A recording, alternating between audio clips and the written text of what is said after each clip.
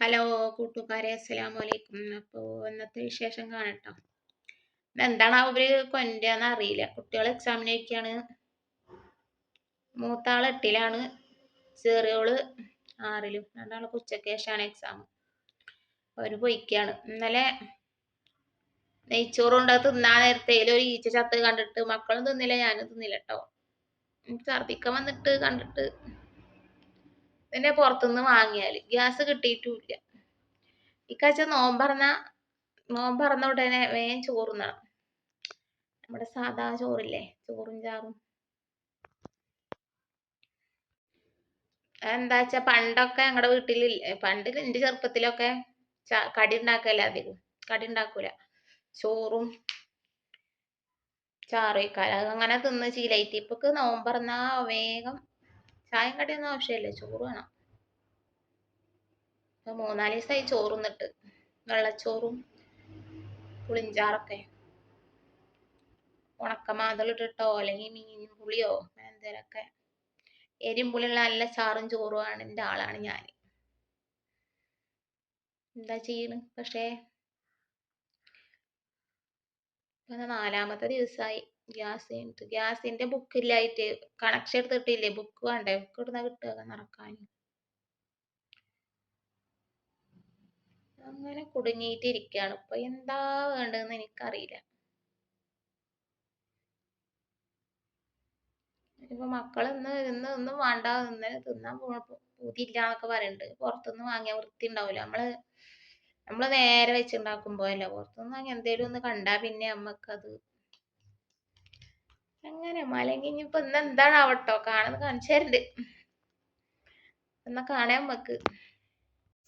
അപ്പോ ഇന്ന് നോമ്പറക്കാനുള്ളത് പച്ചമുന്തിരി സമൂസയാണ് കേട്ടോ. പിന്നെ മുന്തിരി കൊണ്ട് ജ്യൂസ് അടിച്ചിട്ടു. മുന്തിരി ജ്യൂസ് അതങ്ങനെ കൊണ്ടുവന്ന് വെച്ചിട്ട് കണക്ക് വെച്ചിട്ട് കണക്കൊക്കെ രണ്ടാളും കേട്ടോ. മറ്റോനെ കിട്ടിയേക്ക് ജ്യൂസൊക്കെ അടിച്ച് ക്ലാസ്സിലൊക്കെ ആക്കി ഒരുക്കി ഇരിക്കുക.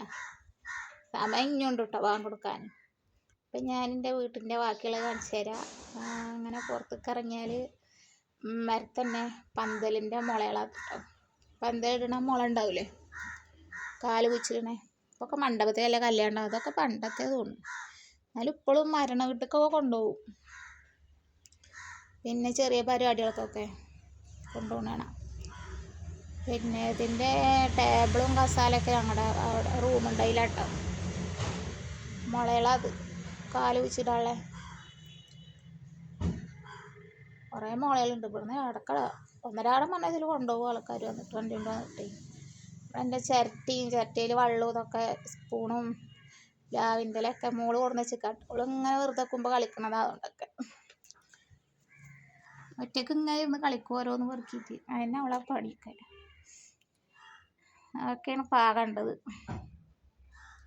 പിന്നെ ഇമ്മേരെ തന്നെ റോഡാട്ടോ, കൂടെ ബസ്സും വണ്ടിയൊക്കെ പോവും, എല്ലാ വണ്ടികളും പോവും. കാരണം എപ്പോഴും സൗണ്ടേക്കാരോ. അവളിപ്പോൾ വോയിസ് കൊടുക്കുമ്പോൾ വണ്ടിയുടെ സൗണ്ട് ഇങ്ങനെ കേൾക്കുന്നുണ്ടാവും. ഉള്ളിലിരുന്നാലും സൗണ്ട് ഉണ്ടാവും. മുളകൊക്കെ കുറേ ഉണ്ട്. പിന്നെ മുളയുടെ അപ്പുറത്ത് കിണറുണ്ട്. കിണറിൽ വെള്ളമൊക്കെ ഉണ്ട് കേട്ടോ. അരക്കിണർ വെള്ളമുണ്ട്. വെള്ളം വറ്റൂല. പിന്നെ ഇത് പള്ളി പോലത്തെ സ്ഥലമാകുന്നു. പാടും പള്ളിയൊക്കെ ഉണ്ടാവില്ല. പാടല്ല, പള്ളി ഒരു കുണ്ടുള്ള സ്ഥലമാണ്. അത് കാരണം വെള്ളമുണ്ട്. വെള്ളത്തിന് ബുദ്ധിമുട്ടൊന്നുമില്ല. അപ്പുറത്തെ കോട്ടേഴ്സിൽ വെള്ളത്തിന് ബുദ്ധിമുട്ടാണ് പറഞ്ഞേക്കാം. വാടക അധികമാണ്, വെള്ളത്തിന് ബുദ്ധിമുട്ടാണെന്നൊക്കെ പറയാം.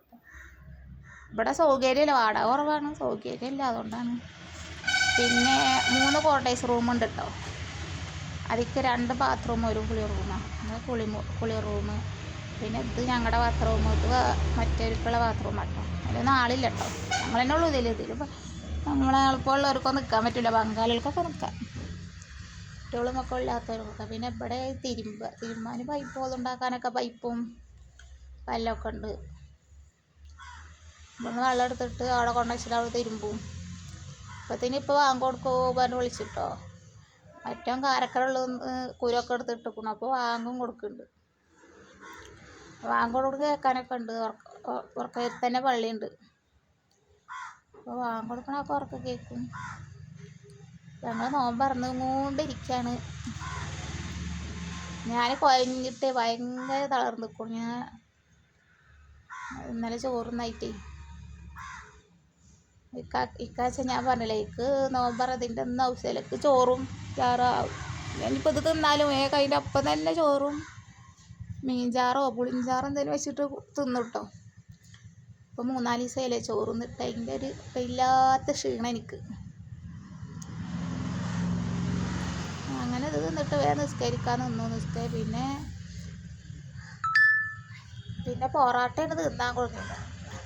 അതിലേക്ക് ചാറ് എത്തിയിട്ടുണ്ടാകുന്നില്ല. ഇവിടെ അടുത്തൊരു കടയിൽ പൊറാട്ട ഉണ്ട്, കറി ഇട്ടില്ല. അപ്പോൾ കറി വേറെ അടുത്തുനിന്ന് പോയി വാങ്ങണം. അത് വാങ്ങിക്കൊടുത്തതിൻ്റെ ശേഷമായിട്ട് കൊടുന്നിക്കണം.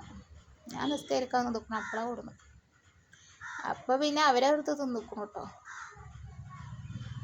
അങ്ങനെയൊക്കെയാണ് ഇന്നത്തെ വിശേഷങ്ങൾ.